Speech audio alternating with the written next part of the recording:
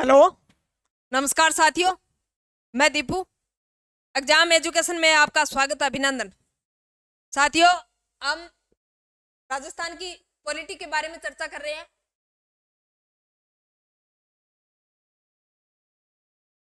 और राजस्थान की पॉलिटी में हमने मुख्यमंत्री एवं मंत्रिपरिषद के बारे में चर्चा कर ली थी। और आर्टिकल 163 से लेकर आर्टिकल 167 तक किसका वर्णन मिलता है? मुख्यमंत्री एवं मंत्रिपरिषद का वर्णन मिलता है। और उसके बीच में हमने एक आर्टिकल पढ़ा था। कौन सा आर्टिकल? 165 आर्टिकल पढ़ा था। और उसमें मैंने ये बताया था, जब मैंने राज्यपाल पढ़ाया था उस टाइम भी मैंने बताया था कि इसके अंदर एक महाधिवक्ता होता है राज्य में। कौन से आर्टिकल के तहत? आर्टिकल 165 के तहत महाधिवक्ता होता है राज्य में। जिस प्रकार केंद्र सरकार में हमने महान्यायवादी पढ़ा था, अटॉर्नी जनरल, उसी प्रकार एडवोकेट जनरल होता है किसके अंदर? राज्य के अंदर। और हमने जब महान्यायवादी पढ़ा था उस टाइम हमने देखा था उसका वर्णन वो संविधान के आर्टिकल 76 में मिलता है। और इसका वर्णन किस में मिलता है? आर्टिकल 165 के अंदर। और उनकी नियुक्ति किसकी? उनकी मतलब महान्यायवादी की नियुक्ति कौन करता है? राष्ट्रपति करता है। किसकी सिफारिश पे? मंत्रिपरिषद की सिफारिश पे कौन नियुक्ति करता है? राष्ट्रपति करता है। लेकिन संवैधानिक पद है राज्य के अंदर राज्यपाल का, तो इसकी नियुक्ति कौन करेगा? राज्यपाल। राज्यपाल महोदय इनकी क्या करेंगे? नियुक्ति करेंगे। और एक आपकी जानकारी के लिए बता दूं, 2014 में एक संशोधन हुआ है, उसमें आप राज्यपाल के लिए क्या कौन से शब्द का उपयोग करोगे? महोदय या ऑनरेबल शब्द का? महोदय या ऑनरेबल शब्द का उपयोग या इस्तेमाल करोगे। यह संशोधन हुआ है 2014 के अंदर। और उसके बाद यानी यह महाधिवक्ता है, ये क्या है? संवैधानिक पद है। महाधिवक्ता क्या है? संवैधानिक पद। तो एडिंग महाधिवक्ता।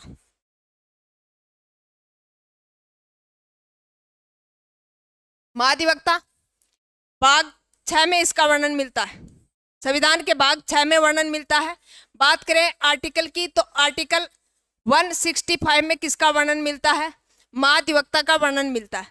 बात करें इसके पद की, तो यह एक संवैधानिक पद है। क्या?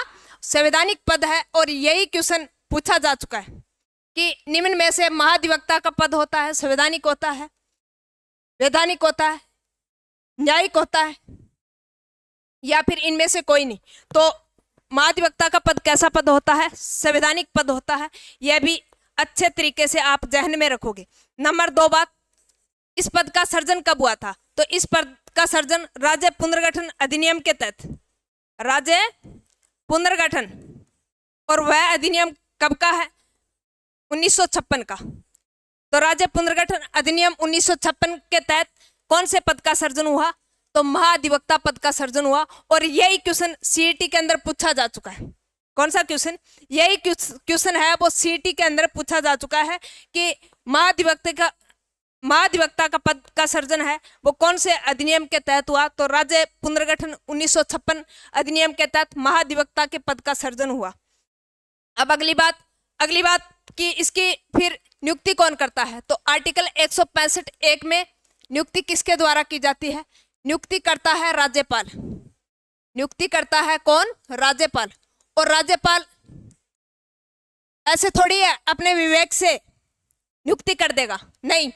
तो किसकी सिफारिश पे करता है? मंत्रिपरिषद सिफारिश करती है। और उस मंत्रिपरिषद की सिफारिश पे ही नियुक्ति कौन करता है? राज्यपाल महोदय करते हैं। कौन? राज्यपाल। नियुक्ति राज्यपाल द्वारा। अब नियुक्ति त्याग पत्र भी किसको देता है? राज्यपाल को देता है।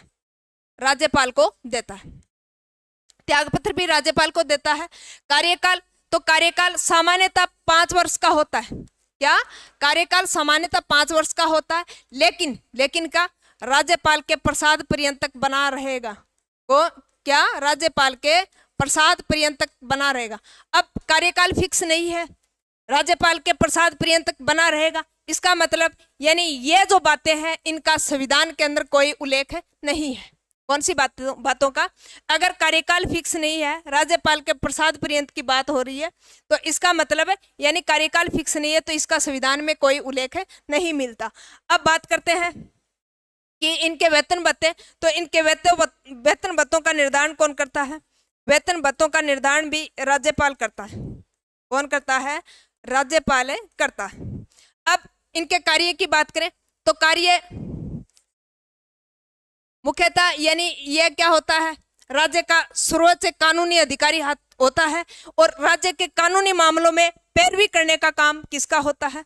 महाधिवक्ता का होता है। राज्य के किसी कानूनी मामलों में अगर पैरवी करना हो तो विभिन्न प्रकार के न्यायालयों के अंदर पैरवी कौन करेगा? यह महाधिवक्ता ही करेगा राज्य की तरफ से। तो महाधिवक्ता का कार्य मुख्यतः राज्य सरकार की कानूनी मामलों में विभिन्न कोर्टों के अंदर पैरवी करना क्या है? इनका मुख्य कार्य है। सर्वोच्च कानूनी अधिकारी होता है राज्य का और सरकार की तरफ से कानूनी मामलों में न्यायालयों के अंदर पैरवी कौन करता है? महाधिवक्ता करता है। अब अपन बात करेंगे कि और अन्य इसके कार्य। तो अन्य कार्यों की बात करें तो राष्ट्रपति अगर विधिक रिपोर्ट भेजता है, उस रिपोर्ट पे विधिक मामलों में सलाह देना भी किसका काम होता है? महाधिवक्ता का होता है। किसका होता है? महाधिवक्ता का होता है। नंबर दूसरी बात, एक इंपॉर्टेंट बात महाधिवक्ता के लिए, यानी विधानमंडल के दोनों सदनों की बैठक में भाग लेता है और यही क्वेश्चन स्टेटमेंट के अंदर पूछा जा चुका है। स्टेटमेंट 3-4 स्टेटमेंट दे रखे थे और उसमें यह पूछ रखा था कि निम्न में से कौन सा कथन इसके अंदर गलत है। तो स्टेटमेंट में यह क्वेश्चन पूछा जा चुका है कि क्या कि यह विधानमंडल के दोनों सदनों की बैठक में भाग तो ले सकता है लेकिन क्या मत का प्रयोग नहीं कर सकता। और यह वेरी वेरी इंपॉर्टेंट बात है, अपने अच्छे तरीके से ध्यान में रखना। क्या कि यह जो महाधिवक्ता है वो विधानमंडल के किसी सदन का मतलब यानी वो चाहे विधानसभा हो या फिर विधान परिषद हो, और राजस्थान में वैसे आपको पता है विधान परिषद है नहीं तो विधानसभा ही है, यानी इन दोनों सदनों में की बैठकों में भाग ले सकता है लेकिन मत का प्रयोग नहीं कर सकता। मत का प्रयोग नहीं कर सकता। अब अपन बात करेंगे कि प्रथम महाधिवक्ता कौन था। तो प्रथम महाधिवक्ता जी.सी. कासलीवाल।